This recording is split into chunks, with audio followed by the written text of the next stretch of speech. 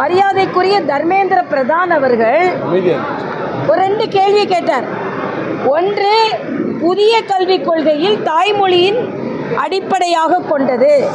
புதிய கல்விக் கொள்கையை பின்பற்றினால் தமிழ்தான் பிரதான இடத்தை பிடிக்கும்.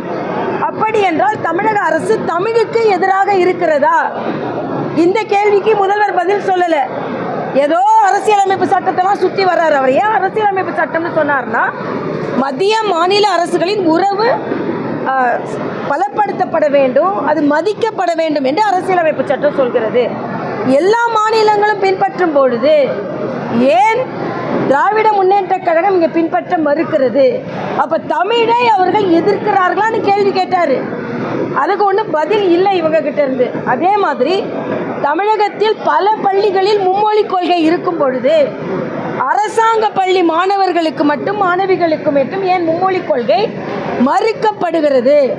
இதற்கு பதில் சொல்லுங்கன்னா அதுக்கும் பதில் இல்லை. நான் அண்ணன் ஸ்டாலின்கிட்ட கேட்குறேன், தமிழ்நாட்டில் எத்தனை பள்ளிகளில் 3 மொழி கொள்கை பின்பற்றப்படுகிறது என்பதை எங்களுக்கு சொல்லுங்க. உங்கள் குடும்பத்தை சார்ந்தவர்கள் நடத்தும் பள்ளிகள், தனியார் பள்ளிகள், தனியார் பிரபலங்கள் நடத்தும் பள்ளிகள் எல்லாத்துலேயும் மும்மொழி கொள்கை இருக்கிறது. எல்லாத்துலேயும் ஹிந்தியும் இருக்குது. நாங்கள் ஹிந்தின்னு சொல்லலை, 3வது ஒரு இந்திய மொழியை கற்றுக்கொள்ளுங்கள் தான் சொல்கிறோம். ஆக 8 வயசுக்குள்ளே படிக்க ஆரம்பித்தா மொழியை அதிகம் கற்றுக்கொள்ளலாம். இப்போ உங்களுக்கு என்னங்க பிரச்சனை? இந்த மாறி வரும் உலகத்தில், மாறி வரும் சவால் நிறைந்த உலகத்தில் இன்னொரு மொழி தெரிந்தால் குழந்தைகள் படிக்கிறேன்றாங்க. உங்களுக்கு என்ன பிரச்சனை? உங்களுக்கு படிப்பதுனாலே உங்களுக்கு பிரச்சனை தான், எனக்கு தெரியும். திமுகவிற்கும் திராவிட மாடலுக்கும் படிப்புனாலே பிரச்சனை தான். ஆனால் படிப்பில் ஏன் நீங்கள் பிரச்சனை பண்ணுறீங்க? குழந்தைகள் படிக்கணுன்றாங்க, பெற்றோர் படிக்கணுன்றாங்க. இன்றைக்கி கேந்திரிய வித்யாலயில் போய் நாங்கள் சேர்க்குறோம், ஏன்னா அங்கே ஹிந்தி சொல்லி தருவாங்கன்னு சொல்கிற பெற்றோர் இருக்காங்க. நாம் ஹிந்தியை திணிக்கலை, மறுபடியும் ஹிந்தி திணிக்கிறோம் என்ற திணிப்பை நீங்கள் தான் கொடுக்குறீங்க. ஹிந்தி திணிப்பு அல்ல, இன்னொரு மொழியை அரசாங்க பள்ளி மாணவர்கள் படிப்பதை இருமாப்போடு இவர்கள் மறுக்கிறார்கள். ஏன்னா நேற்றிலிருந்து தர்மேந்திர பிரதான என்ன ஆணவம், எங்கே ஆணவம் இருக்குது? சாமானிய மக்கள் படிங்கன்னு சொல்கிறது ஆணவமா? சாமானிய மக்களை நாங்கள் படிக்க விட மாட்டோம்னு திமுக சொல்கிறது ஆணவமா? ஆக இந்த அரசாங்கம் தான் ஆணவத்தோடு செயல்படுகிறது. இதை நாங்கள் பாரதிய ஜனதா கட்சி தெளிவாக எடுத்து சொல்வோம். அண்ணன் ஸ்டாலின் எத்தனை ஷூட்டிங் நடத்தினாலும் இனிமே அவர் ஆக்டிங்கில் இருக்காரா, இல்லைன்னா ஆக்டிங் செய்துட்டு, ஆக்டிங்னா உண்மையான பொலிட்டிக்கல் ஆக்டிங்கில் இருக்காருன்னா இல்லை, ஆக்டிங் ப்ளஸ் ஷூட்டிங்கில் தான் இருக்கார்.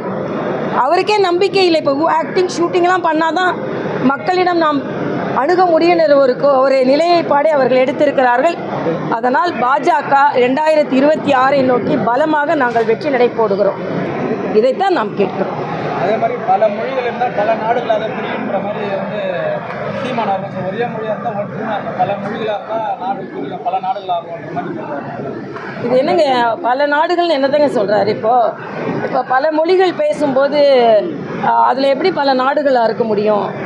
யாமறிந்த மொழிகளிலே தமிழ்மொழி போல் இனிதாவது எங்கும் காணோம் என்று பாட்டனார்னு சொல்வாள். அப்பான்னு சொல்லாரா பாட்டனார்னு சொல்லாரான்னு தெரியல. பாரதி பாட்டனார் சொன்னது உண்மையா பொய்யான்னு அவர் கேட்கட்டும்.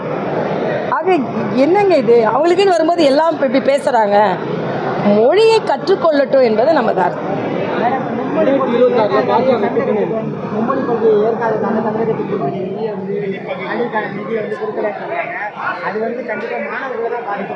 இல்லை, நான் மாணவர்களை நான் மறுபடியும் திருப்பி அழுத்தமாக சொல்கிறேன்.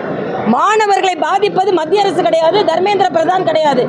மாணவர்களின் கல்வியை பாதிப்பது அன்பில் பொய்யாமொழி, மாணவர்களின் கல்வியை பாதிப்பது அண்ணன் ஸ்டாலின்.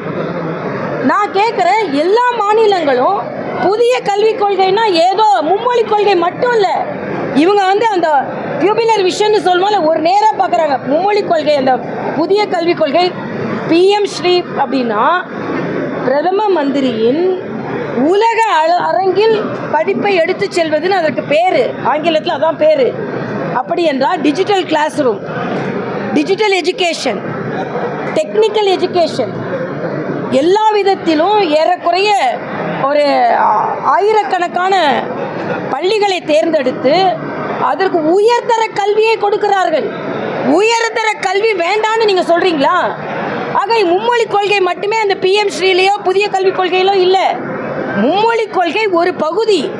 அதில் குழந்தைகள் சவால்களை சமாளிக்கும் அளவிற்கு அவர்களின் அறிவாற்றலை பெருக்குவதற்கு. அப்போ நான் கேட்குறேன், உங்கள் குழந்தைங்க ரொம்ப அறிவாற்றல் பெற வேண்டும் என்று தனியார் பள்ளிகளில் அதிக பணம் செலுத்தி அவர்கள் படிக்கிறார்கள், மும்மொழி கொள்கையை படித்துக் கொள்கிறார்கள். நான் மறுபடியும் அண்ணன் ஸ்டாலின் ஒரே ஒரு கேள்விக்கு பதில் சொல்கிறேன்.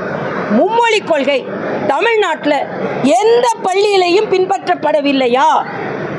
எத்தனை பள்ளிகளில் பின்பற்றப்படுகிற அரசாங்க பள்ளிகளில் மட்டும் ஏன் இந்த நிலை? இன்னைக்கு அமைச்சர் பிள்ளைங்களை கூட கூப்பிடுங்க, எல்லாரும் மும்மொழி கொள்கையை தாங்க படிப்பாங்க. அதனால் வாய்ப்புகளை தட்டி பறிக்காதீர்கள். இது ஆணவத்தோடு பேசுவது மத்திய கல்வி அமைச்சர் அல்ல, மாநில கல்வி அமைச்சர். மறுபடியும் சொல்கிறோம், தாய்மொழி தமிழ் தான் பிரதானம். இப்போ தாய்மொழியே வேண்டாம் என்று சொல்கிறேன், அவர் கேள்வி கேட்டதுக்கு பதில் இல்லை. அதான் என்னோடது. அதே மாதிரி இப்போ அதிமுகவில் வந்து மத்திய அரசோட பட்ஜெட்டெல்லாம் வந்து எதிர்ப்பு தெரிவிக்கல. ஆனால் வந்து இப்போ இருக்கிற இந்த மொழி இது வந்து ஸ்டாலின் அந்த வீடியோ கான்ஃபரன்ஸ் மத்திய அரசோட டப்பிங் பண்ணுறாரு அவர் அப்படின்ற மாதிரி மத்திய அரசோட இல்லை, இதுக்கு மாநில தலைவர் அண்ணாமலை ரொம்ப சரியாக பதில் சொல்லிட்டார். யாரோட டப்பிங்கும் எங்களுக்கு தேவையில்லை, டப்பிங் கிடையாது.